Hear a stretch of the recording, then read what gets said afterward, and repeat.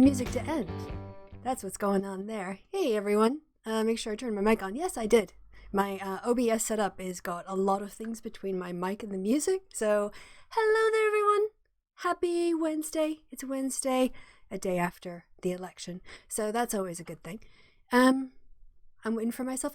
I'm just waiting for myself to go live. And now I see myself in the YouTube thingy. So, yeah, there I am, jamming away. All right, we are live. And, wow, guys, so much is happening in the world. So many things to possibly talk about. So I think in order to get a little sense of perspective, so obviously election's important, but let me just give you an update. First, I hope you are somewhere practicing self-isolation, or at least maintaining social distancing, keeping yourself safe, washing your hands a lot, trying to not touch your face. I heard a good tip that I'm going to try to pick up actually, and I'm going to touch my face now. Apparently when you're at your house and you've washed your hands, as I've done, it's okay to touch your face. So it's when you go outside. So within the confines of your own house. No, I'm not going to change the title. When you're inside the house, you can, and you wash your hands, you can touch your face. It's just, but it's a good habit to break. I think that's where people are going. Yeah, so let's see. First, if you're watching somewhere where there's travel restrictions or you're supposed to be locked down, I hope that you are well. I hope you don't have any symptoms. I hope you're completely asymptomatic. That doesn't necessarily mean that you haven't been, exposed or anything, but I hope you're not feeling sick at all. And also, I hope that you're not too stressed. I know obviously, the concern about the hospitals is the most important thing. And that is what we need to focus on and make sure that they're resourced. For those of us who are kind of trying to just duck and get out of the way, hide, stay indoors, it's still incredibly stressful. I don't know about you guys, but every morning I take my temperature. Every morning my temperature is fine. But I'm living very far away from my family. If anything were to happen to any of my relatives, if something were to happen to my, either of my parents, I couldn't fly back to see them right now. And that kind of stresses me out a little bit. Also, if I myself get sick, I'm out here on my own. My family wouldn't be able to come and support me in any way, so I'd have to turn to and rely on friends locally, which, I can do, but it's still a little bit of a daunting thought. To try to navigate this here on my own. So if you're having similar anxieties, even if you have a good support system around you or people who give you plenty of hugs, lots of hugs. I think, granted, with some social distancing, if you're going to be living with somebody anyway, probably it's okay to hug them. But at home with minor cold symptoms, coworkers probably hate me. Got the okay from the boss to stay home, though. I don't know if you're in the States. I think people in America generally kind of resent when people go on vacation, or I don't know. There's kind of like an anti-vacation, anti-stay-at-home and work attitude.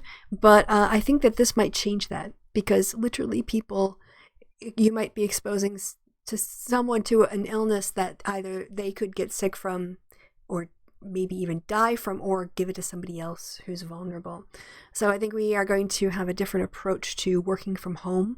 And also in the States especially, people come to work sick a lot because they can't afford not to be at work. And so that's also an accepted norm that needs to change. All right. So vote for a sexual predator. That would be Donald Trump. Okay. Oh, so let's talk a little bit. Hi, Ramona, and hi, Orion. Your job should not be your life. Exactly. Your job should, fund your life, but it shouldn't cost you your life. I'll just do a little bit of a self-diary here before we get going on the data and of last night's absolute massacre. Oh, it was so bad.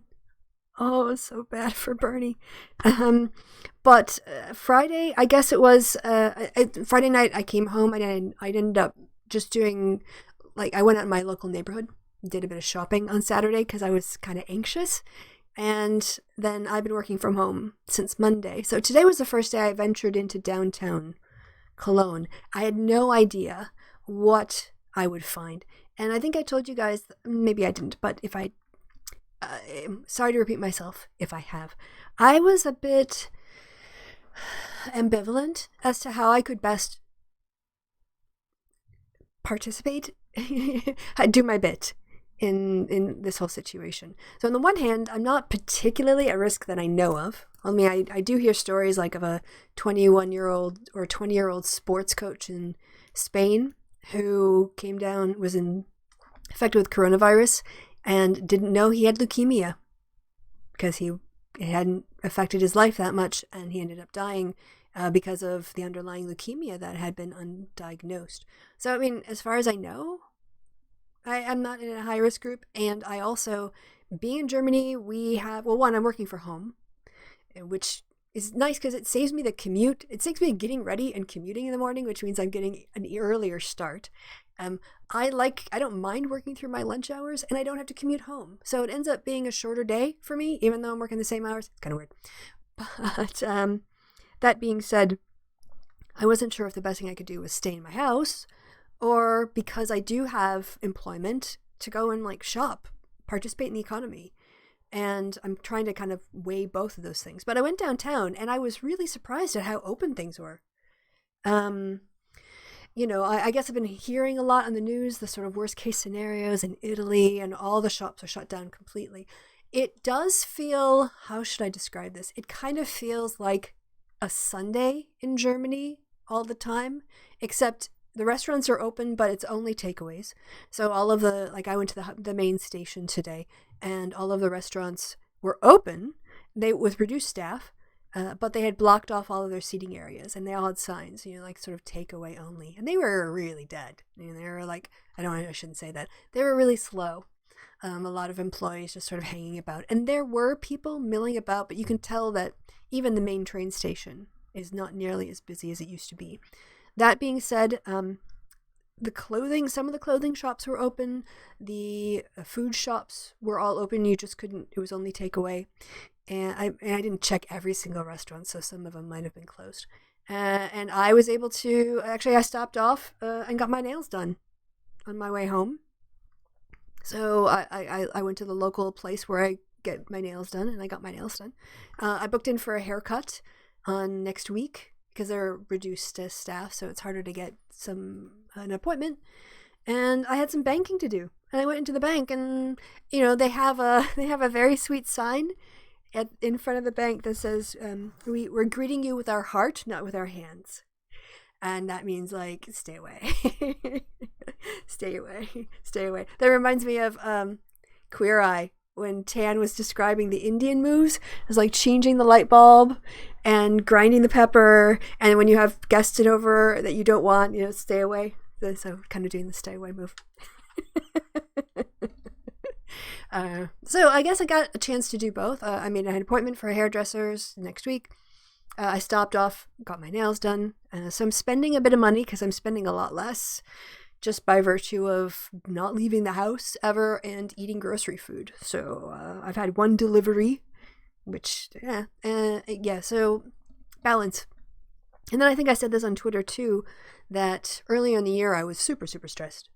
And I actually had a panic attack because of things going on at work it was so stressful. And I at the weekends I would just collapse. Like I had no energy to do anything in my house. Like I just working all week and then coming home, and the thought of cleaning my house is just exhausting. So for a couple of weeks I hired a cleaner to come by. She was brilliant, did a great job. I was so grateful and so happy. And also the tidiness really helped me to relax. So for me, like the trade-off of the time I saved and the stress I saved was completely worth it. But over the summer, we kind of over the holidays and stuff sort of fell out. She went back to because I was dealing with family, whatever else, visiting family. And she just messaged me like, do you need your house cleaned? And I thought, well, no, but you need the money more than me. So I said yes. So I booked her. She's going to come around tomorrow and do things. It's not just going to hand her money. She's got her dignity. So she wants to, do her job. And so, windows can always get washed. So, and that's like a pretty easy thing to do. So we can keep our distance. She can do the windows and I can do my work. So anyway, hope you guys are doing well. Policies that people felt would generally improve things. Is there a Bernie person just ranting in the, just need to calm down a little bit. Bought noodles. Yeah, this is another thing. I'm sorry. No, I'm going to get to the Bernie stuff shortly. I'll put a message in there that Christy faffs about for the first 10 minutes of the show. All of the pasta noodles are gone, like spaghetti noodles, macaroni noodles, bow tie pasta, all of that kind of stuff. But the soup noodles are not. All of the soup noodles are still there, which I actually like. I use soup noodles a lot, so I have a lot of them already. But I was like, okay, well, there's a source of carbohydrates. All right. Joe went full Louis on Bernie. Explodes his glass jaw. Yeah, we're going to talk about the collapse of the revolution. And it really gives us an insight into how little of 2016 was really about backing Bernie and how much of it was about being against Clinton. And so anyway, well, I guess we should probably get to it. So anyway, I hope you guys stay happy and healthy and all your family members stay healthy as well and happy. And again, keep washing your hands.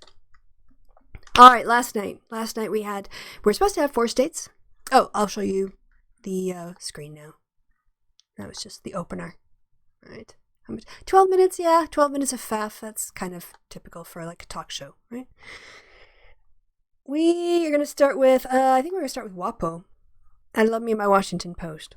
We were meant to have 4. We were meant to have 4 primaries. We had 3 primaries because Ohio's governor at the very last minute intervened and postponed. There's a whole bunch of wrestling with power now. Executive versus legislative versus judicial sort of health wrangling, or not health in the health department, but executive power, judicial decisions, and legislative wranglings going on.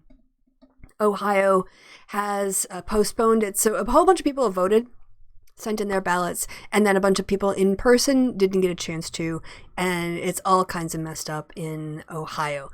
So we're just going to put that to one side because they're going to have a legislative session and all kinds of mess is going to go on. So we're just going to put Ohio, all the vowel states, Iowa and Ohio, anything with an Iowa in it is a mess this year. And let's just see where things are. So Florida, Arizona, and Illinois all held their elections. A lot of places, well, Florida and Arizona, I think, but especially Florida, had a lot of early voting, which they're kind of, I think, very well set up for.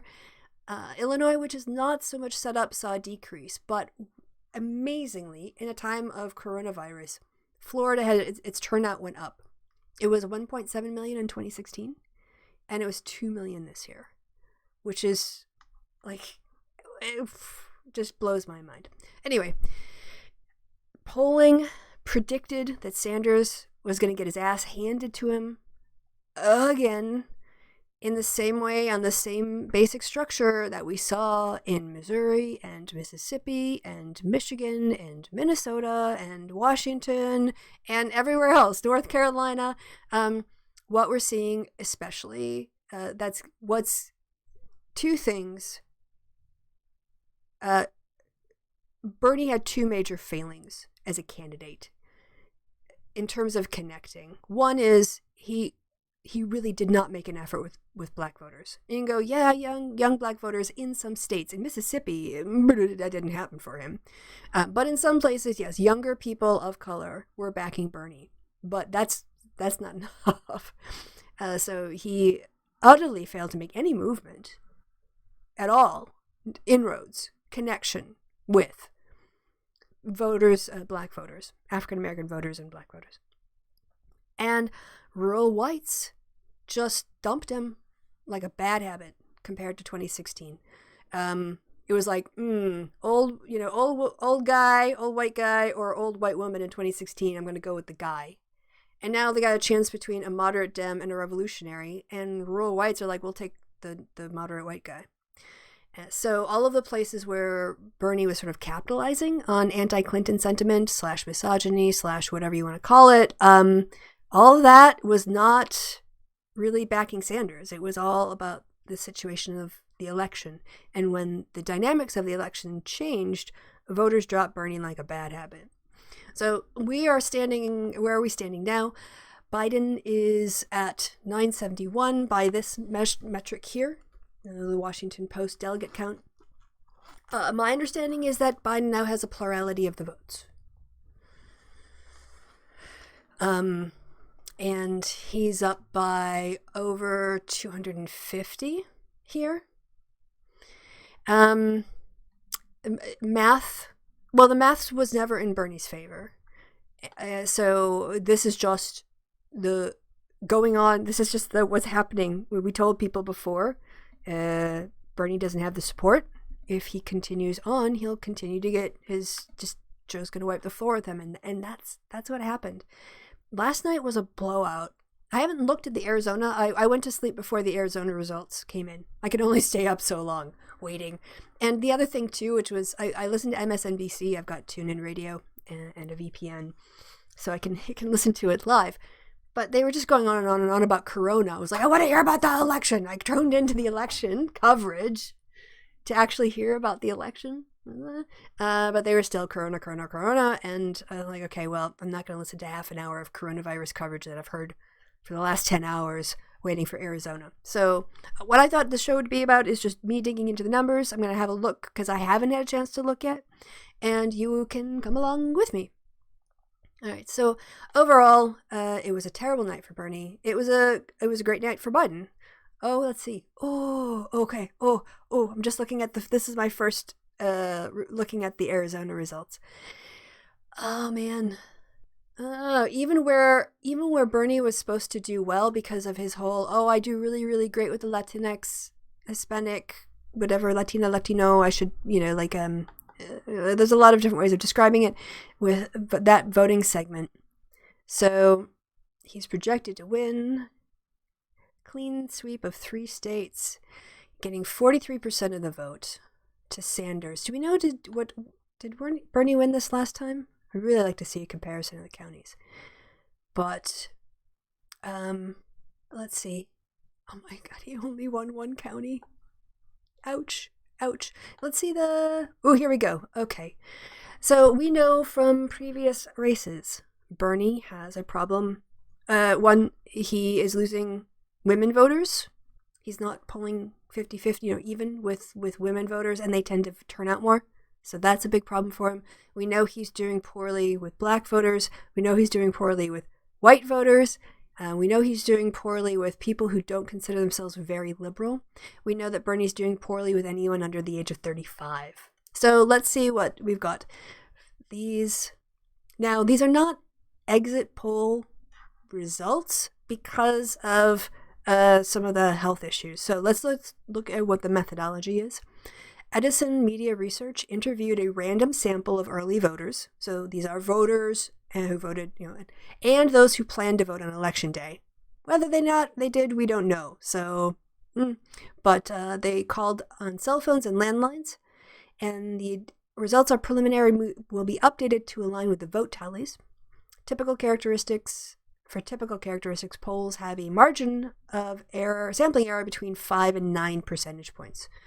Well, that's not very helpful. So for typical probably for the ones like men, women, it's closer to 5. And for the smaller subcategories, it's probably closer to 9 because you need at least, like 250 in a sample in order to get a 5% margin of error. So actually, it might be more than 5%. Don't quote me on that. Sex gap, gender gap, what do you want to call it? Remains. So women were 59% of the respondents here, or what they've got. And they went for Biden half, 51%. Went for Biden only about a little more than a third. Went for Sanders. He only did slightly better with men. Biden won with men overall as a group. If you put them all in and just, and divide them up against Sanders. But there was still a 4-point little gender gap going on there. Biden won with white voters. And look at this. Now, I know there's a margin of error, so this isn't completely perfect, but at least according to this, Biden broke even with Hispanic and Latinx voters. That's supposed to be Bernie's strength. So that's kind of interesting, because if he was relying on that population to help boost him, he basically broke even, which doesn't help him catch any ground. Age, well, he did for 35% of 35% of total voters. Click. Sanders got 71% of the vote, but everyone over the age of 45 were 2/3 of that, and Biden got 65% of that.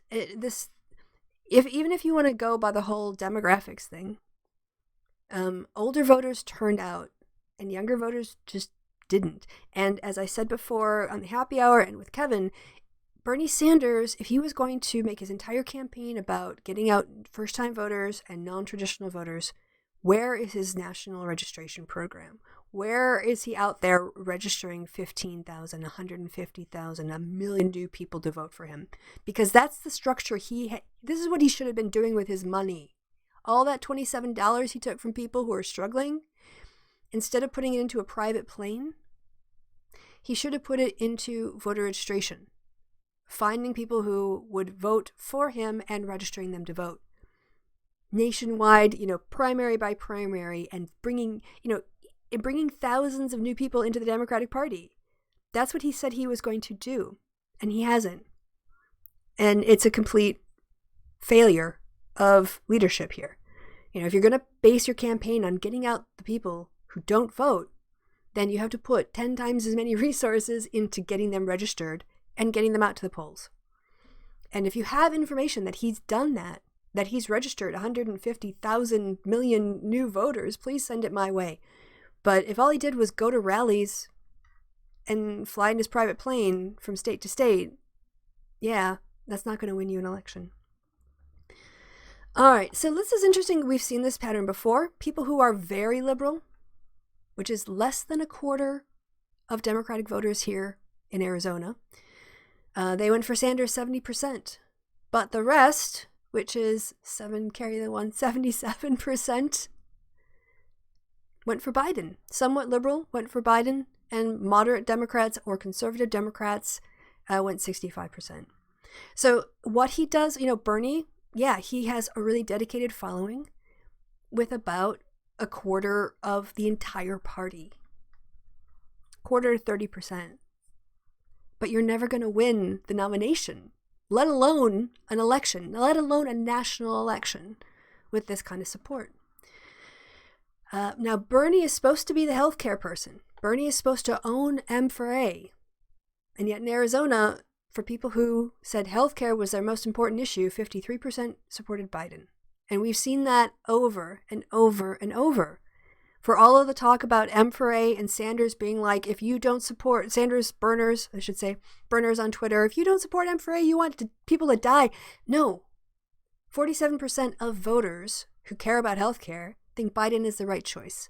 And that, we call that like a valence issue. Who is more competent on that issue? The fact that Bernie is losing that is another failing of his campaign, because he's not connecting to the older voters. Yeah, he's getting young people really excited about the idea of free healthcare and free universities, but he's not convincing older voters that he can actually do it. And this is why he's losing. People who cared about climate change, 19% voted for Sanders. There weren't enough people on race relations, but we've seen in previous results that Biden won that category. And for 20% who cared about income inequality as their top issue, 48%. But you can see here on the healthcare issue, Biden's got 53, whereas Sanders has 32. And that gap isn't as big between climate change and income inequality. Another way that Bernie is out of step is that this is not a year where people are going with who they think is, who they fall in love with and who they think is best on policies. Yes, 32% of voters said that they would rather have a candidate who agrees with them on major issues, but that doesn't necessarily mean it's not Biden. Those people who are going with their hearts, 58% went for Bernie, but they were only 32% of the total voting population. here of voters in the exit poll that is going to be updated. But this is right in line with what we've seen in other states. For those people who want to beat Trump, and that was 65%. Again, it's this whole like 1/3, 2/3, 1/3, 2/3, 1/3, 2/3 of the party. And yeah, you can say voters who are young are really important, but you also have to do the reverse and ask, why didn't Bernie spend more time with people outside of his bubble? Big problem. Of those 65% who wanted to beat Trump, 57 thought Biden was the best candidate. So, if you've been watching these wine and reports, you're not seeing anything new. I mean, other than the fact that we had a substantial Latinx population, finally, we could take a look at in Arizona. But, meh. I mean, if this was supposed to be a place where Bernie did well, he lost to Biden. He lost ground. So where is he going to pick it up? And this is the problem. Well, we'll talk about Bernie going forward, because he needs to get out. Oh, God. Okay, we're just going to go from like the lesser slaughter to the greater Florida one. Now, turnout in Illinois was down. So I'm not saying that that's going to necessarily skew the results that we're about to look at. But we are seeing now the effects of coronavirus on the election, and states will have to deal with that either by setting up some sort of absentee ballot program or voter by mail. And I know that Republicans generally have a real resistance to those sorts of reforms because they increase participation, and that's not good for them. On the other hand, they need to hold elections, and quite a lot of elderly people vote Republican. So they're more, they're older, whiter, rural base who might not turn out if they can't absentee ballot. There's a real good motivation for Republicans to get on board with vote by mail or, allowing for early voting. Mail all voters a ballot and then vote by mail or drop it off someplace. Turnout was down overall due to, in Illinois, right? But Florida, turnout was up in Florida because people were doing early vote and vote by mail.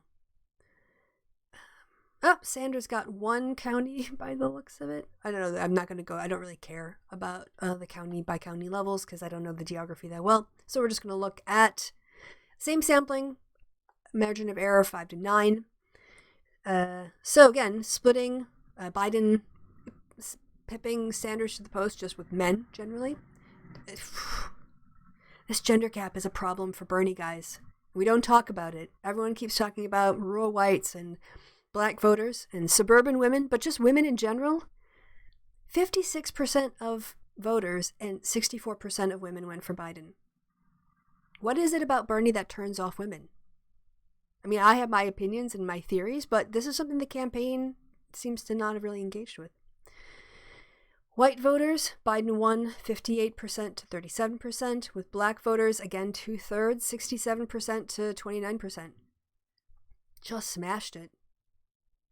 Biden I'm going to say, it's like I keep wanting to say crowd surf, Biden is crowd surfing all the way to the nomination with the support of black voters.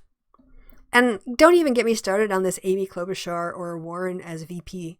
No. White women are over. Someone made the point that it was Bernie doing well with rural whites in 2016 that informed Clinton's choice of Tim Kaine instead of picking somebody from, like a person of color, or in particular, like a really talented black person, a man or woman, to be her nominee and excite the black voters because she thought she wanted to compete with Bernie with rural whites. Forget about him. This is where the turnout is. You excite black voters, you excite people of color. Also, there are so many talented people who can do that job. So Biden needs, I think, in my opinion, he needs a woman of color. And that's just how it's going to have to be. There's nothing I can do about it, but I will be very disappointed if he doesn't.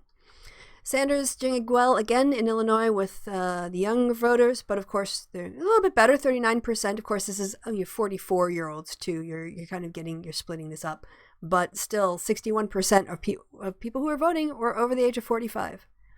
45 and up. And just even Sanders' 66% to Biden's 29% is nowhere near the 76 to 19. Denied. Yeah, you went up for the layup and you just got the house brought down on you. Man, playing massive, all kinds of defense going on there. Very liberal voters, again, and still similar distributions that we've seen to other states. About 27% of voters went for Sanders, 67% to Biden's 28%, but somewhat liberal and moderates combined made up, it's like 73%, and they went, basically flipped it, 2/3, 67% somewhat liberal, 72% moderate or conservative. Healthcare, most important issue, Biden won. Climate change, most important issue, Biden won. Income inequality, most important issue, Biden won. Why is Bernie still in the race at this point? Bernie won people who agree with you on major issues, but they were 1/3, again, 36% of voters, whereas 60% of the base wants to beat Trump. And 68% of those 60% went for Biden, not Bernie. Do you notice a pattern here, people? Are you seeing it? This is when I talk about like structural things, right? Bernie has a structural problem with women voters. He hasn't connected with women voters. He has a real dearth. He's not connected at all with conservative, moderate, or even somewhat liberal. He's not connected with rural whites. He's not connected with black voters, who are the heart and soul of the Democratic Party. And he's not connected with older people. So everyone keeps going, oh, we've got to really, Biden's got to like appeal to the Sanders people. Joe's got to like kowtow at the temple of the altar of Bernie. Why? Why? Moving left will not help Biden in a general election. In a general election, you need to move closer to the center, not farther away from it. And to be fair, I mean, not to be fair, but just to be accurate, he adopted Bernie Sanders' tuition-free university policy, and he adopted something else that Warren did. It was so funny because I saw a bunch of burners going, Joe Biden has to appeal to us on our terms and our issues if he wants to win our vote. And then Biden's like, oh, well, I'm just going to, Bernie Sanders has a good idea about funding, making universities free. I think we should do that. I'm going to adopt Sanders' plan. He's right. I'm going to incorporate that policy. And then someone was like, he's stealing Bernie's plans. Like, what do you want? It just shows that, like, for some people, no matter what Biden does, they're going to hate him. And, like, you got to walk away from the haters because, I know that there's a big segment of burners out there who feel like, okay, now Joe Biden, if he wants to win my vote, he's going to have to convince me. He's going to have to come and kowtow to me. He's going to have to come and, beg me for my support because I'm like 17% of the total voting population. You know how many never Trumpers can just make up for you? Do you know how many independent and swing voters who are fed up of Trump will just like show up instead?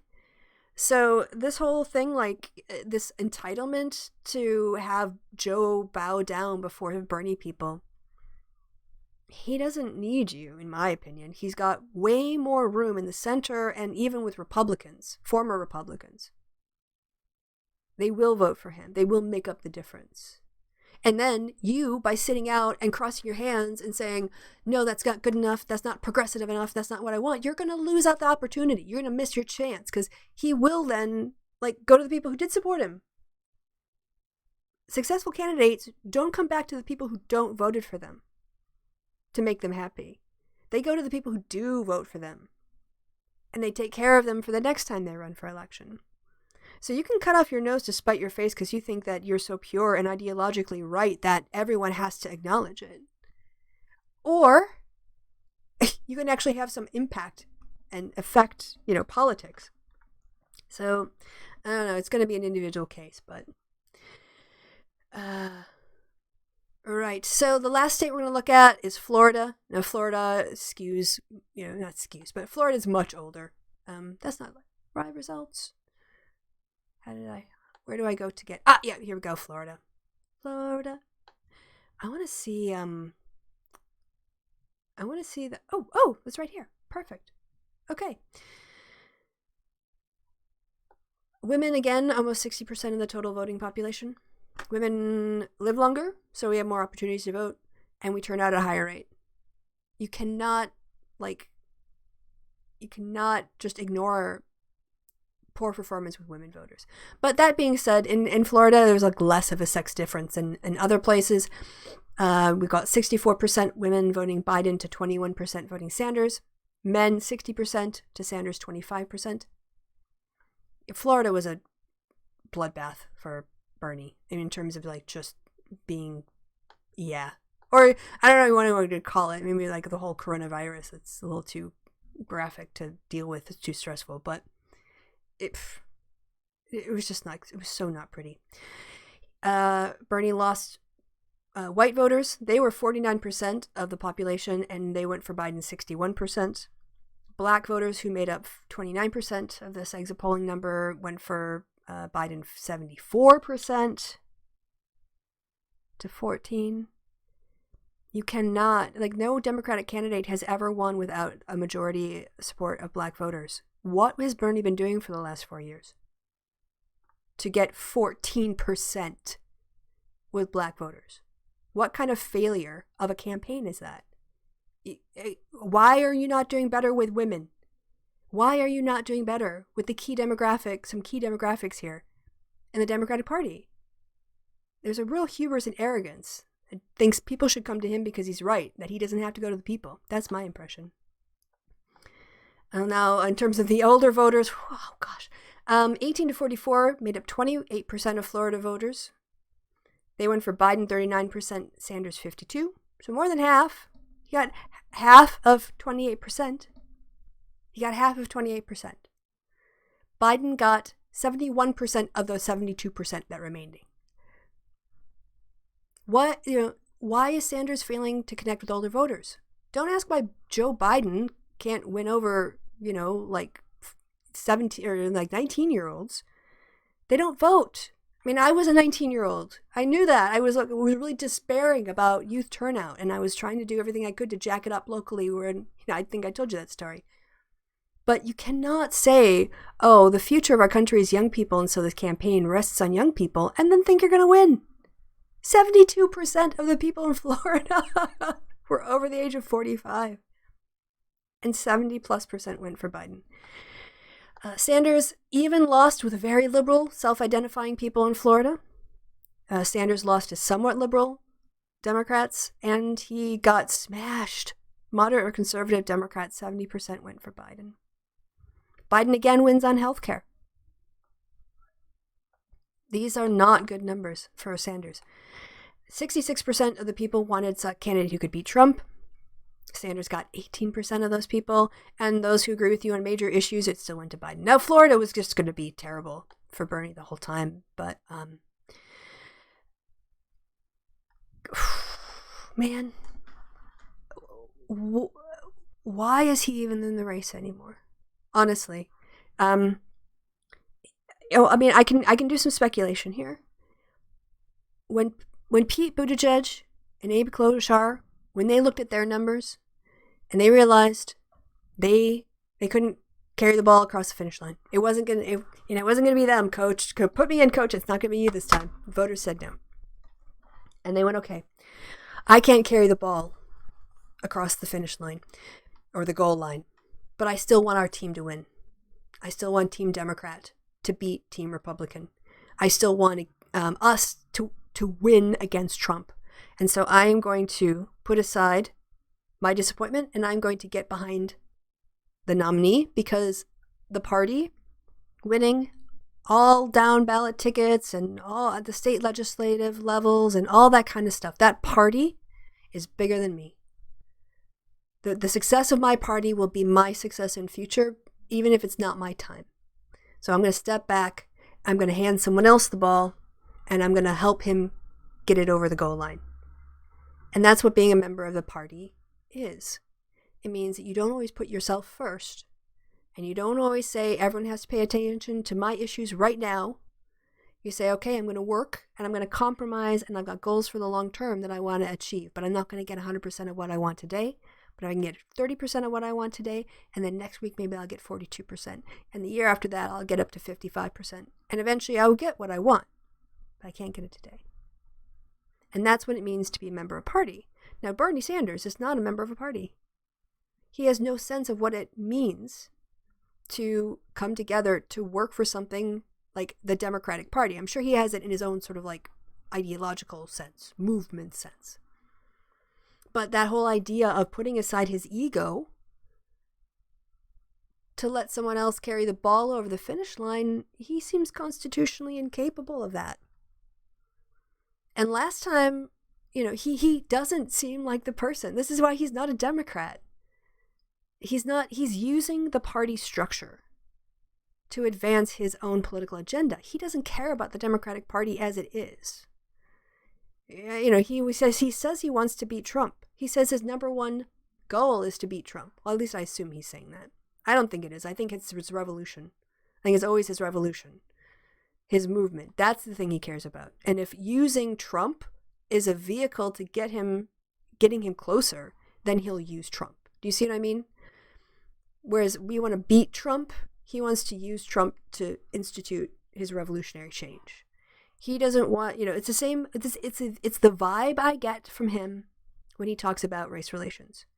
It's like, here, let me explain to you how racism is really a class issue. And let me explain to you how feminism is really a class issue. Let me explain to you how your identity politics, like what you care about, is actually way less important than Medicare for all. Getting shot by cops and racism, you know what? Once we get Medicare for all, then that'll go away, or some such crap like that. And this is why he's not getting out of the race. It was reported today, I saw before we came on air, that he is now taking time to think about it. So yeah, all right, so he got spanked. He got spanked so bad yesterday. Again, right? This is 3 Tuesdays in a row. 3 Tuesdays in a row. Where he is just getting rejected. He's like, hey, voters! And they're like, no, swipe to the left. No, swipe to the left. And he's kind of still just hanging around your front porch going, hi, hey, you sure you don't like me? Like, no, like, get off my porch. I already told you no. Well, maybe if I'll just hang out on your porch for 3 weeks, you'll change your mind. Like, shit's not changing in the next 3 weeks. That's going to change people's minds. He's lost. So why won't he get out? He was opening field offices. Field offices? What, are you going to open doors and invite people in and spread coronavirus? What, how are you using your money, man? What are you doing? And then he's like, had to shut him down. So, at this point, Biden has a plurality of the vote, of the delegates, I should say. He's beating Bernie by like 2 million votes already, something like that. Let me just see this delegate tracker, see if they have the same numbers here on NBC News as they do on Washington Post. Oh no, they got different numbers. They've updated their numbers. Excellent. So, what did we have before? Oh my goodness gracious. Yeah, look at this.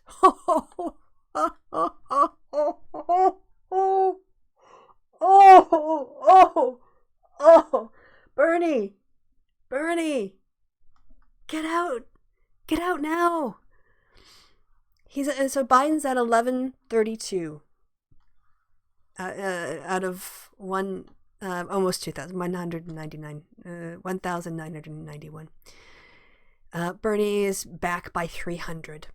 Now, let's face it, we still don't talk about this, but Klobuchar's 7, Buttigieg's 26, Bloomberg's 42 are also going to go for Biden. Most of it. And even if Warren gave him 100, gave him all 60, which, why would she? Why, at this point, would she say, why is Warren going to throw herself on the altar of a failing Sanders campaign? Why? Honestly, why would Bernie do that? Or why would why would Warren do that for Sanders? He's obviously just been rejected in a huge way by the leftmost part of the voting population. This is the other thing that it's really important to remember. Okay? Bernie can't beat Biden with like left and progressive voters. This is the most progressive part of our population, people. It only gets more conservative from here. It only gets more right wing. Okay? So if Sanders can't win the nomination with the most liberal Americans that vote, how the F is he going to beat Trump? When all of those more moderate, centrist, right-leaning, and right voters start participating. The revolution failed. There is no revolution. Okay? There is a dedicated group of young people. That's great. They themselves are not going to sway the election. There are more votes out there. There are more voters out there who will vote for Joe Biden. He can't be blackmailed by 18-year-olds. He can't be blackmailed, by people in California, because California is going to go Biden no matter what.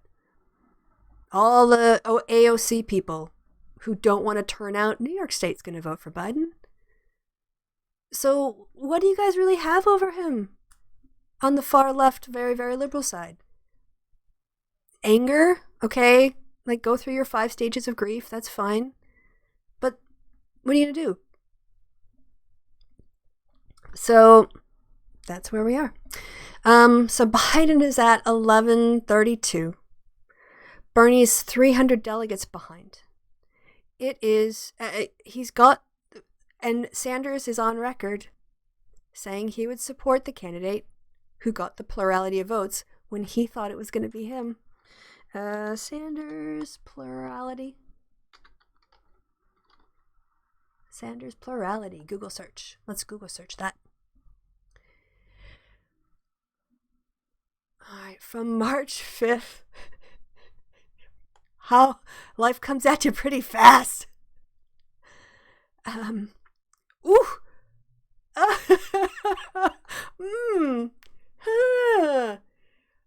Well, he's got a plurality now. He doesn't need to wait till the convention. Biden has a plurality of the votes now.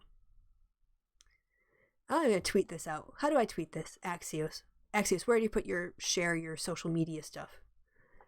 I'm not going to tell you he's my best friend. He kept his word, not getting involved. Oh, that's when Obama. Dang, come on, Axios. Oh, this is really poor. This is poor form. I want to tweet this. I'm going to live tweet this from the show, and you're not letting me. Apparently there's traffic in my street. Someone wants someone to get out of the way. Yeah, the Sanders plurality. Sanders says Joe Biden would be winner.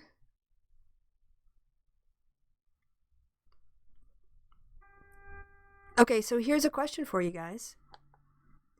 Sanders says Biden should be Democratic nominee if he wins a plurality of delegates. Oh, you can't hear that? Oh, who is this? What is going on with my street? I can't see. Can't see who's honking. Apologies, guys. I don't know. I can't do anything about that. You want to hear this? Hopefully I won't be done for... It's fair use. It's fair use in commentary and news reporting and all that kind of stuff. Presidential primary of Michigan, which Vice President Joe Biden is calling his campaign ahead of next week's critical primary in Michigan, a state President Trump won by just over 10,000 votes. Sanders is highlighting his differences with Biden. Michigan was decimated by a terrible, terrible trade deals. This is the other thing. Like, Bernie's really got to come up to the modern age. He's talking about NAFTA. NAFTA was like so long ago. And he wasn't paying attention. Like, okay, Michigan, he got completely wiped out in. But he seems to live in the 20th century. A lot of his stuff is just focused. And people, here's the analogy I made, right? We are on a plane, right? Let's imagine America is all like in a plane. Like, we'll do this metaphor, right? Or at least people who are sane and realize what a danger Trump is. We realize that the pilot is drunk and out of control and incapable of flying, incapable of landing for us safely, right? And they went through the process of asking, is there a pilot on the plane? And Bernie Sanders and Joe Biden raised their hand. And now we, as the members of the or members, people in the plane. We have to decide which of these two people we're going to try to replace the pilot with, right? And if you're talking about stuff like, oh, well, yes, he actually was a co-pilot. Biden was a co-pilot. Sanders was like an airline attendant. Like, I've seen it, but hasn't actually flown the plane. Whereas, Biden hasn't flown the plane either, but he's been a co-pilot. And that gives people like, okay. And then Sanders would say something like, oh, well, he's a drunk. And like, ask, Biden, well, in this case, like he's done bad things in the past, right? And Biden would say, yeah, I do drink, but I'm not drunk right now. I haven't drunk since we got on the plane. I'm completely sober and ready to fly. And like, I don't care if they were drinking before they got on the plane. We need to land the plane right now. So what have you done lately? Are you okay to fly right now? And so all of this stuff, people are like, oh, Joe Biden did something in the 90s. Like, you have no idea how people don't care about that because the house is on fire. The country is falling apart. And you're going to say, oh, no, I'm going to pick the guy who can't even win Michigan, who can't even win the states he won in 2016 because I don't like Biden, something Biden did like 25 years ago. If that's your argument against the Biden candidacy, sorry. You're losing. This is why you're losing. Because your candidate didn't do any work in the 4 years to connect with black voters. He's not properly addressed why he's got a problem with women. What is it about Bernie Sanders that women voters in the Democratic Party don't like him?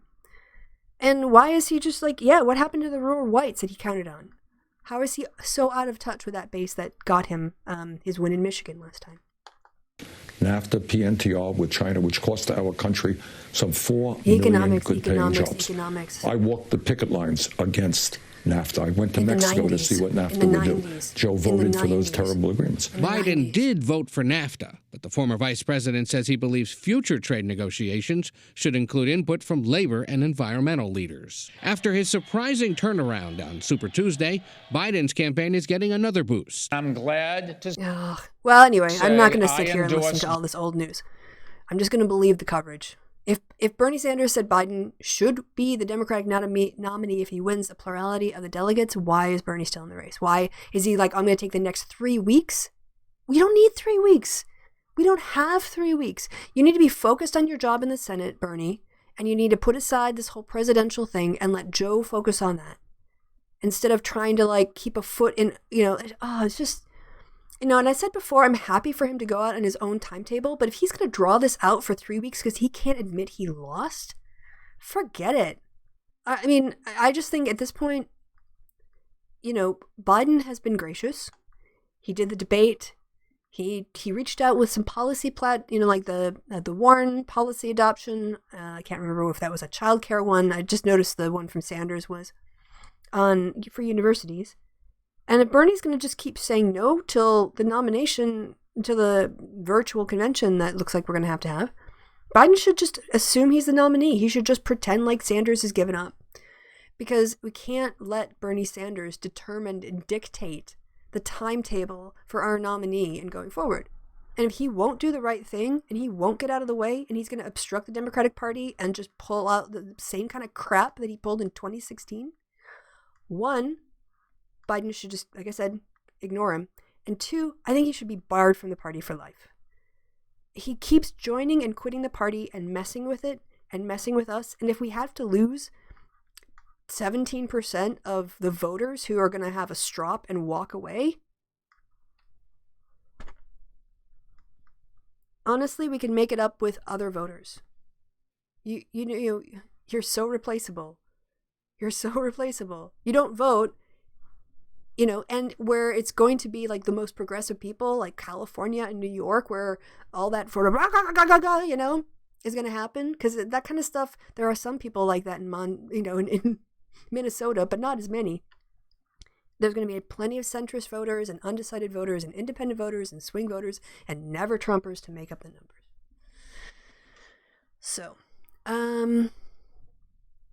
so that's kind of where we are. Feels like we've been going for an hour. Because we almost have. Bernie needs to get out of the race. I mean, that's it. We can do an update. Bernie... that was I going to say. Oh, yeah. So, Bernie got spanked last week, Tuesday. And he went and hid in his house overnight and didn't even, address the public or address people, didn't address his supporters.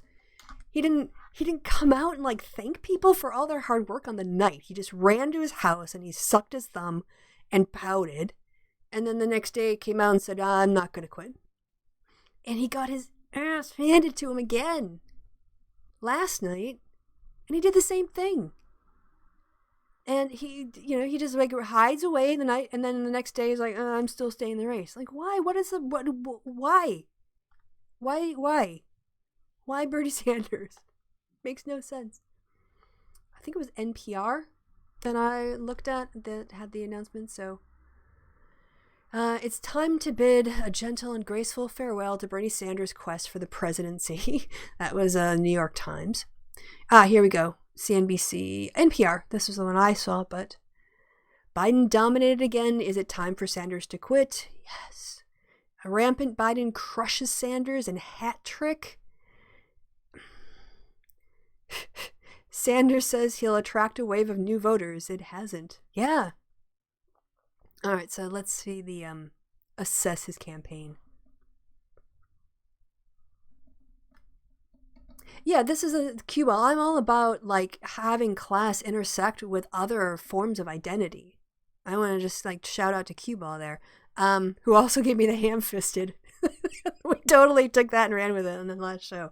Oh, by the way, there's gonna be a happy hour later on tonight, so show up for that if you want. But you can't. The difference between actually understanding. Okay, not CNBC. Then I guess we're gonna go NPR. The difference between I have to look at what you said. Being a real intersectionalist and being an appropriationist, I think, is to actually, like, when I look at class, it's one of a number of things. And class doesn't have class privilege. It doesn't sort of like, it's not like class and then everything underneath. It's like everything in class is one amongst equals, But I really do feel that those class warriors, it's kind of like Vosh. Only we, according to Vosh, knows what the true problems are. And only we, according to Vosh, and his group, have the true solutions, right? So if your feminism conflicts with their solutions, if your worries about racial justice distract from their class warriorship, well, then you're not a real feminist. Then you're not really for racial justice. Because, of course, everything is about class first and then your needs. And that's a reason why they're only getting 28% of the vote or 30% of the vote. Because 70 or 60+% of the Democratic Party doesn't feel like that. Bernie Sanders will assess his campaign following more big primary losses. This is, there is no group other than the least likely to turn out and the smallest groups in the total voting populations that we've seen in every state who back him. He is not convincing women or black voters, women voters, black voters. He's not convincing rural white voters. It's over. It's over. And he needs to, and is it stubbornness? Is it ego? Is it, there's nothing here. He's not going to help his movement by dragging this out. He doesn't help his supporters psychologically when they just watch him get smashed all the time. And if he really is a member of the Democratic Party, which he isn't, then he knows it's going to be his job to be the bridge between his supporters and Joe Biden. Was I excited when I saw Kamala Harris endorse Joe Biden? Absolutely. Did I kind of like through her endorsement feel better about getting behind Biden? Absolutely.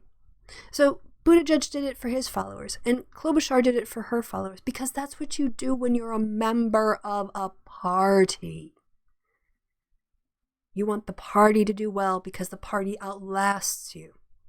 The party will carry the things forward in ways that you can't. Bernie Sanders, he's not a team player. And he can't write a book about this campaign and make another $1 million like he did when he crapped all over Hillary. So, I guess it's TikTok. So what do they say here from NPR? In the wake of 3 straight weeks of lopsided multi-state losses to former Vice President Joe Biden, Vermont independent senator, no, they don't have independent. A lot of places still call him independent. I think that's accurate. Is now having conversations with supporters to assess his campaign, according to a top aide. Biden won Arizona, Florida, Illinois on Tuesday, all by wide margins that expanded his delegate lead over Sanders to a point where it would be increasingly implausible for the two-time presidential candidate to regain the lead. I think Bernie Sanders has to win something like 67% of all of the delegates in all of the states going forward just to break even. And he's not. What he's going to get it out of Wisconsin? He's going to get 80%? No. What else is left? I don't know. Montana. I mean, there's just no big states. There's no California. California last time was in June, and he was holding out to California to try to thump Clinton. This time, he already shot his wad in California, and it didn't produce the 300 delegate bump that he needed or was counting on. Right, Biden now has more than a majority of the delegates awarded so far. Sanders' campaign manager, Faziz Shakir, am I pronouncing? I don't actually follow his staff people, so apologies if I pronounce that in a really Midwestern way, suggested any decision to suspend the campaign or to stay in wouldn't be rushed. Why? The next primary contest is at least 3 weeks away. I honestly think that there's a lot of hope inside the Sanders campaign that Joe Biden will just die, and that somehow if Joe Biden died, we would have to pick Sanders. This is why Biden needs to pick a vice presidential candidate immediately. He needs to find Stacey Abrams, Kamala Harris, Val Demings. There are a lot of great, talented women, black women, women of color too. I think when someone said Tammy Duckworth, I'd be down for Tammy. I'd love some Tammy Duckworth on the ticket. Biden Duckworth, sign me up. But get going on that now. Don't do things by Bernie's timetable. Because he's not in charge. He's not running the ball anymore. He doesn't have possession. Right? So don't let him dictate the rules of the game. That's what he wants to do. He just wants to drag it out. Hope that something changes. And that instead of winning the election, instead of winning voters, he'll just somehow be given it. And that's not how it's going to work. So I would definitely, if there was a Biden Duckworth ticket and Joe Biden had a health thing and he had to get out of the race, I would vote for Duckworth on Biden's vote before I would vote for Sanders. Because at least she's on a ticket that was going to win. Sanders is in Washington. Another reason he should get out of the race, where the Senate is poised to vote on a relief bill. We need him doing his job in the Senate at this point. And if he's got no hope going forward in the presidential race, why are you wasting time and money when you should be focused on Washington instead of doing rallies where no one's going to come to because the coronavirus? You can't open any more field offices because you're just going to increase community transmission. You can't get above 28%, Bernie. You can't get above 30%. And with the leftmost voters in America. Bye. Pass the torch. Find someone else. Hand your movement on to someone who AOC at least understands you can't just wall yourself off from voters. And she is willing to take heat. I disagree. I agree with AOC on some things. I disagree with her on others. I'm not going to stand her because I've got some problems with her. But on the other hand, she's not 100% wrong all the time either.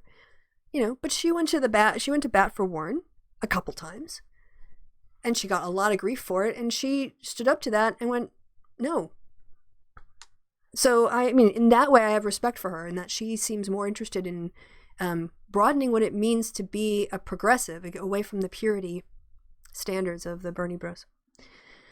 Drug it out. Yeah, the thing is that if he tries to drag it out now, it's very different. So Orion in the chat says, I feel like he did the same thing when he went against Clinton. It just drug everything out. The thing is very different this time is that instead of winning everywhere, he is losing everywhere. He's got a lot of money he can still, I'm sure, rest on, and he's got a lot of people who will stupidly, in my opinion, continue to fund his campaign when it's clearly lost. It's not even losing anymore, it's just lost. Excuse me. Let me take a drink.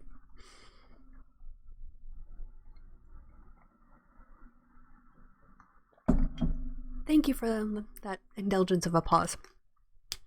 But last time, there was a lot of anti-Clinton sentiment that he was able to tap into and harness, which gave him the impression that he was a lot more popular than he was. And because of that boost, because he was close in some states, because it looked like there was a movement behind him, he had a justification for, well, I don't think it was a justification, but he tried to justify dragging it out until it was mathematically impossible for him to win. And then he was a complete hypocrite on superdelegates. He was criticizing superdelegates. Then, at the very end, when it was convention time, and the superdelegates could be a way to overturn the popular vote of Clinton, Sanders was all about overturning the popular will in order to get power. So, I think he was really thinking he was going to go somewhere this time. And having the rug pulled out from under him was a real wake-up call. Because people were picking Bernie because they hated Clinton.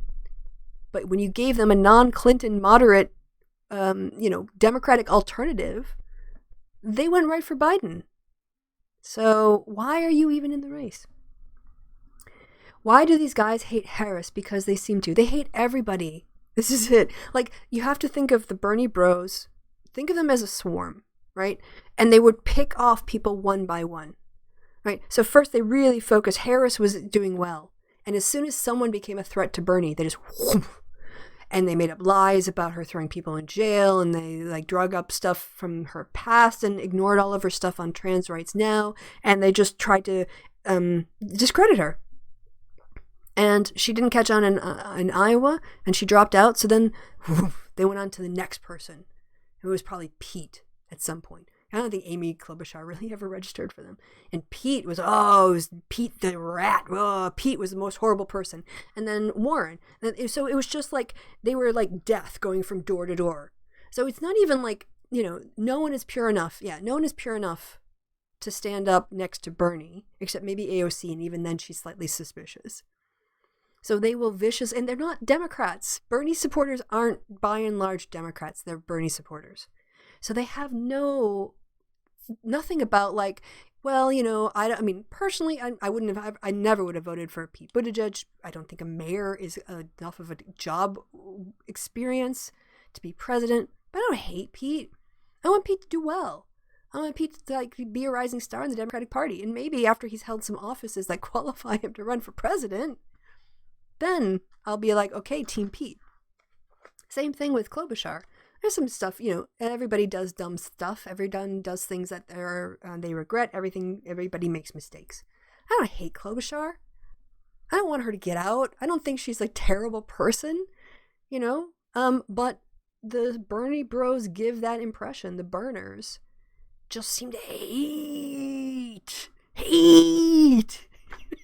anyone who's not Bernie. They seem incapable of saying, I disagree with, Harris, but she's not a bad person. She's got to be the worst person in the world. Joe Biden has to have dementia. And this is why, I don't care if these people leave the Democratic Party, because one, they're not Democrats. And they're vicious, horrible jerks who don't like anyone except their own candidate. Like I said, I can disagree with Pete and Amy. Bloomberg obviously was never a Democrat. I don't hate Beto O'Rourke. I wanted him to run for the Senate again. I don't need to destroy him as a human being and negate any of his humanity just because I, wouldn't vote for him. So, I think it's difficult for people who are loyal to a person rather than a bigger institution like the Democratic Party to find it in their hearts, to find it to become part of get on the other team. All right, so let me talk about my experience. I was for Clinton in 2008, and I was very mad at Barack Obama. I was. He was beating my candidate, and I was upset about that. But she got behind him. She saw that there was more, that the movement was about the party. The party needed a candidate that could win, and that was the big thing. So Clinton got behind Obama, and I was like, all right, I'll give him a try. Now, I'm a big defender of Barack Obama.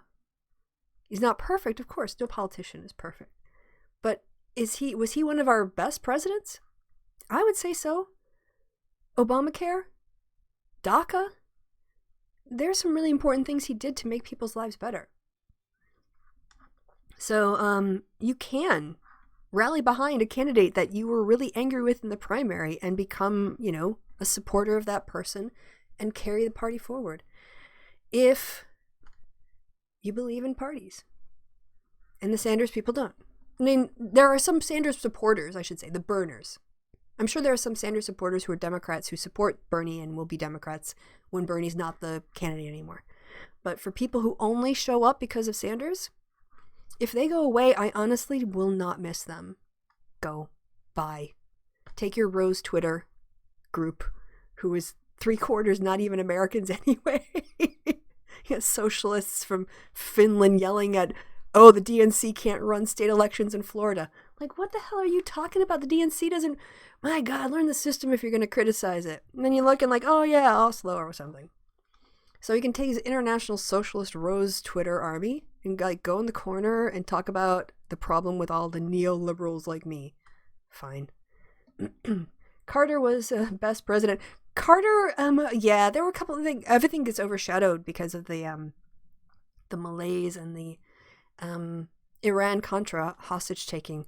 But he wasn't a terrible president.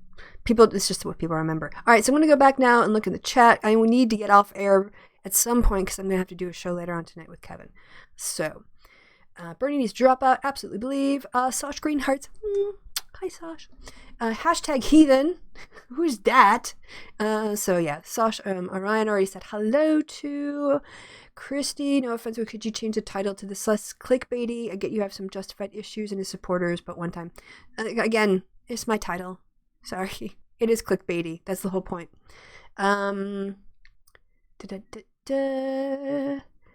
Sanders lost in 3 states. Yeah.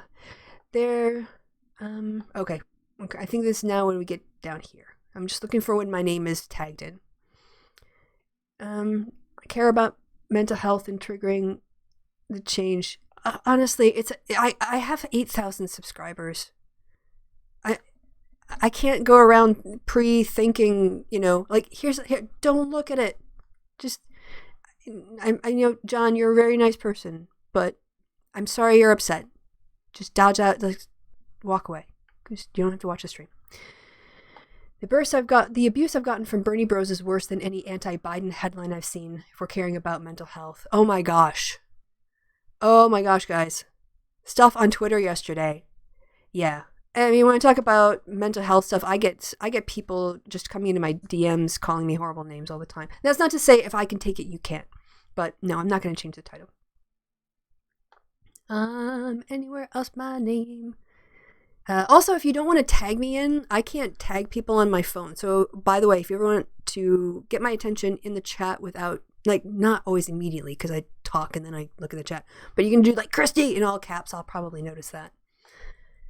Stacey Abrams, would love Stacey Abrams. I honestly think Stacey Abrams should do her own course. I think she doesn't need Joe Biden to get her anywhere.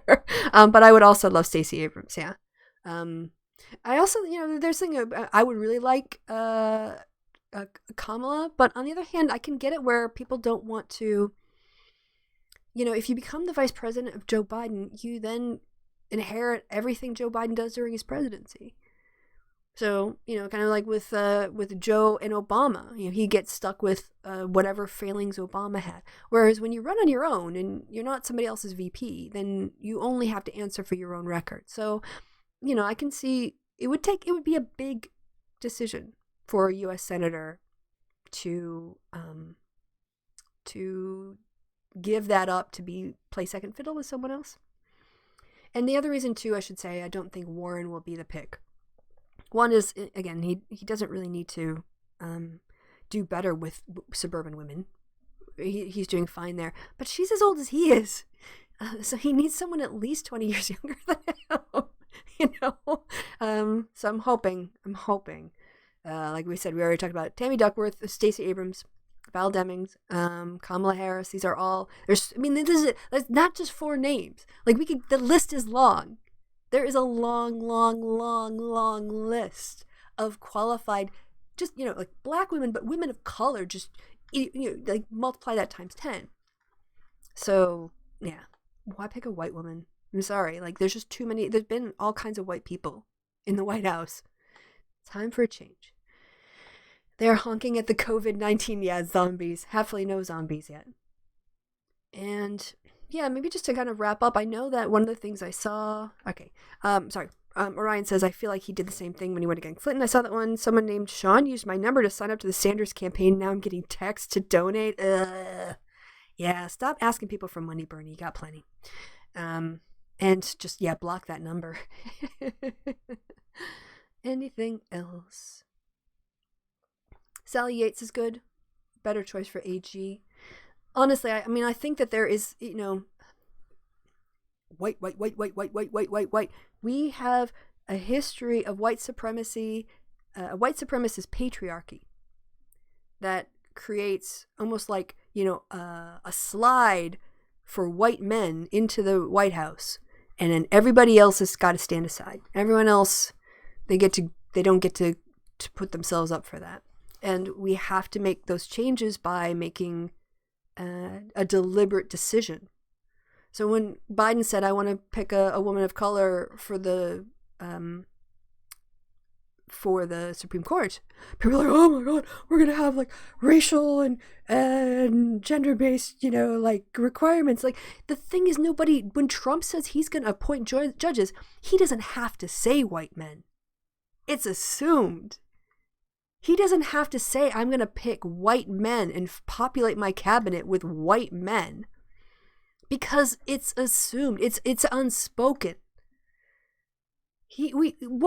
Seriously, other than the most minimal attempts at finding anyone who wasn't a white guy to be around him, it's all white men. So what is seriously more offensive? A president who doesn't, he isn't honest about his ethnicity and gender requirements for his candidates, for any position around him, and he just picks white guys. Or Joe Biden saying, I want to pick a woman of color, when there are so many qualified women of color in the federal court system and so few on the Supreme Court. I don't see the problem with that. Then again, apparently I'm a neoliberal shill Republican, not a real Democrat, because I don't want the revolution. So, Christy, it's multiple numbers. What numbers? Orion, what are you talking about? The rescue, the hostage, he could have run re-election. Yeah. Nina Turner? Didn't Nina Turner work for Bernie Sanders? I think that's the only Nina Turner I know. Yeah, I don't think she'd say yes. Oh no, let me see. Who is this? Nina Turner. Yeah. I don't think she would be a good choice. Well, she could be offered. I don't think she'd take the job. Tulsi Gabbard. Yeah, thanks for the laugh.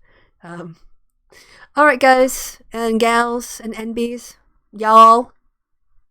Okay, y'all. I'm getting southern while I live in Germany.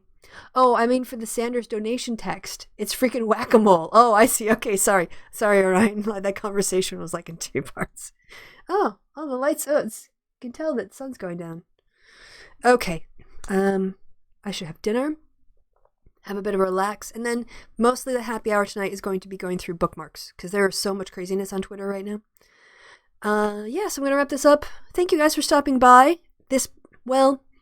We won't have elections for a few weeks now, so I didn't really intend for the Wine Ant report to be an ongoing thing, but I think I'm just gonna stalk the Sanders campaign with this title. So hopefully there will be one more episode of the Wine Ant report. That would be me covering Sanders' withdrawal from the race. But if that doesn't happen, then we will get together, I guess, in another 3 weeks. Hopefully states will have figured out postal ballots and early voting measures to get around the coronavirus health risks that in-person voting currently poses. and we'll just watch him get 28% of the vote again. But I really do think it's time to get out, Bernie. Everyone is telling you, get out.